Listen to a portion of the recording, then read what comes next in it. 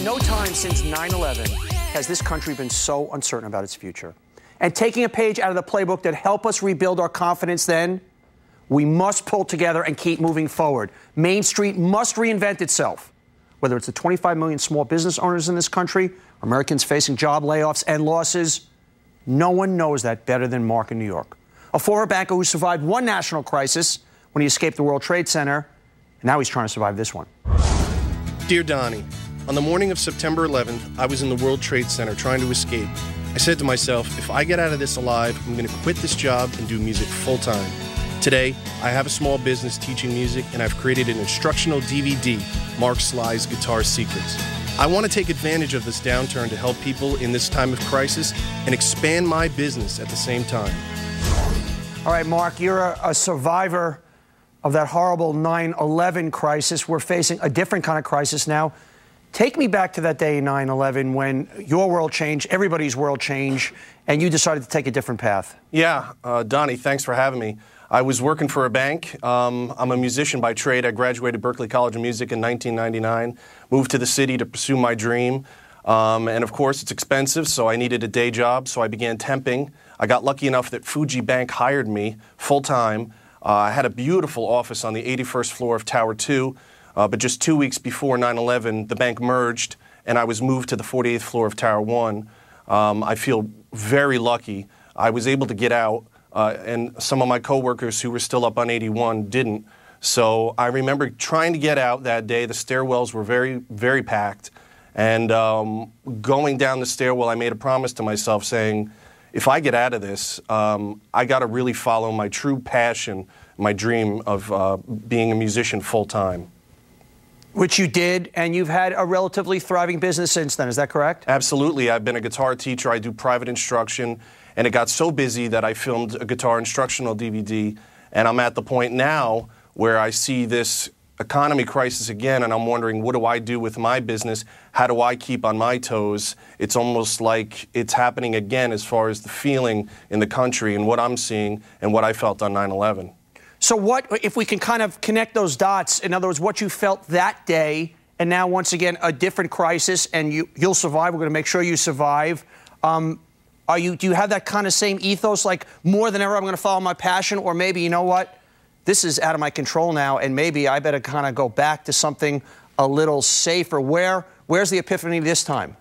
I've never felt stronger about continuing what I do. I have students and clients who just thank me up and down for the music, the lessons that I give. Music brings people joy, and for me to give that joy to students, it's overwhelming. So my feeling is I just want to continue to give the gift of music. Music education for me is a passion, and I want to continue on this path. I've never felt so strong about this. Okay. I salute your passion, and I salute your ethos. My concern, and I'm going to tee it up to the Power Council, is you're in a very vulnerable position right now, because something that's easy to say, you know what, I'm going to put off the $100 for that music lesson. I'm going to put off, for teaching my kid guitar. It's a great thing, but if something's got to go, you're in that kind of that very vulnerable space, and I know that's where a lot of your anxiety is coming from. So Mel Robbins, on the one hand, Mark's got the passion, and he's got what we're teaching people right now is, there are opportunities, and now maybe you do need to reinvent yourself.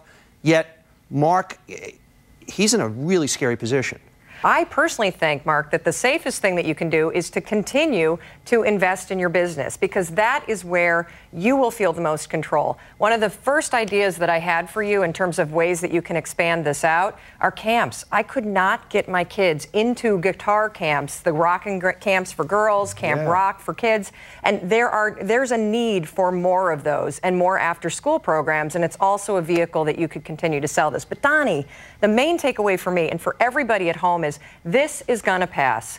Buckle down, focus on your business, because it's where you can have control over your life. Seth Goldman, you founded Honest Tea, $40 million a year business.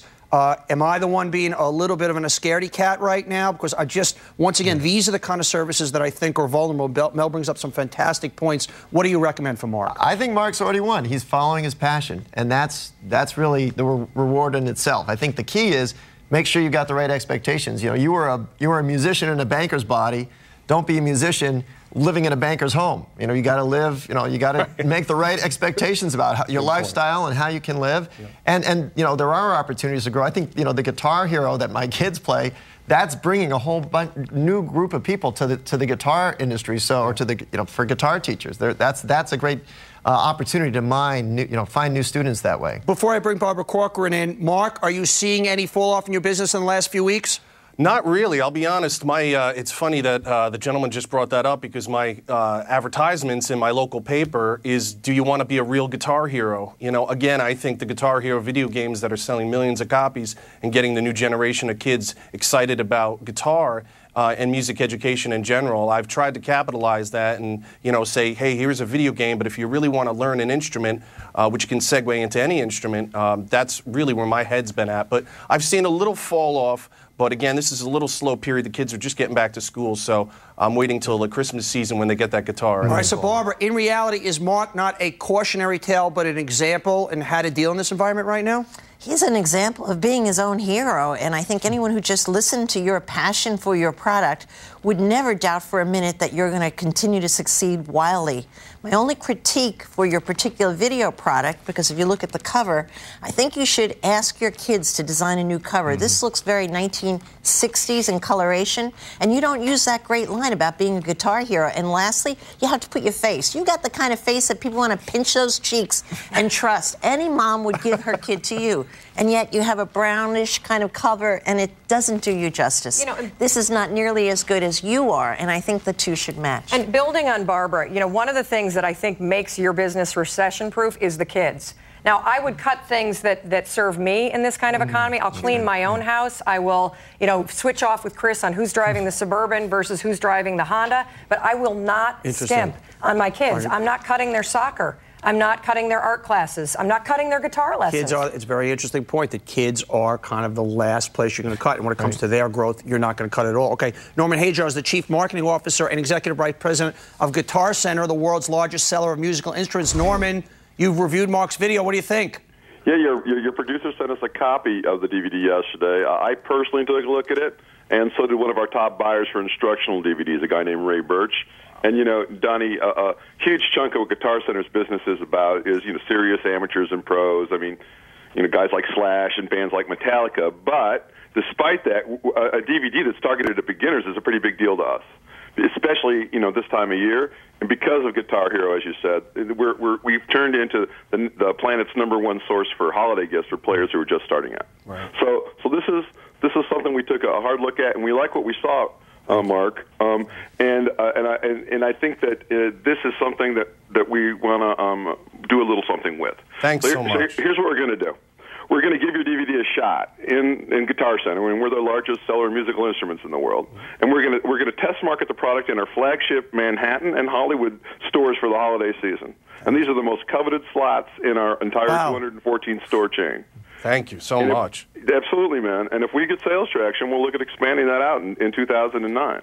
So I liked the one comment about the cover. That's something I do. I think you should build your own personal brand, so that, you know, don't make this. I love it. I can't even begin to say this is so amazing. Norman, I appreciate that. That's fantastic. Hey, we're not stopping there, Mark. We've got someone who's been listening to your story, who's a true powerhouse in the music industry. This guy's name is John Tesh, national radio host and author of Intelligence for Your Life. John, I know you got something to say to Mark. Thanks for being here, buddy. You bet, Donny. Mark, I am so excited for you, and you and I are brothers. Thank you, John. Your passion for this, we're all feeling it. Everybody I'm a big fan of yours, John. Big fan. I appreciate it. I want to tell you, though, that I quit a high-paying job, very similar to you. I quit a high-paying job years ago at Entertainment, and I decided I wanted to follow my passion. When you do that, when you have the passion, everything falls in place. And I think in fact, I know this is a great idea. I love what one of the panelists said about this is recession-proof. Absolutely. But also what you need to do is you need to network. Now, you've got Donny Deutsch on your side. You got the panel on your side. I just heard the gentleman went from Guitar Center, where I shop, by the way, just about every day. Yeah. Now you've got the other marketing part of it. Our radio program is on 310 stations across the country, 8 million listeners. We talk about finding your passion and your purpose and getting intelligence for your life and all of that. So what we're going to do is I want to interview you on the show and send people into Guitar Center to get this thing, and we'll just blow this thing up. The other thing I would love to do, because I want everybody to feel your passion.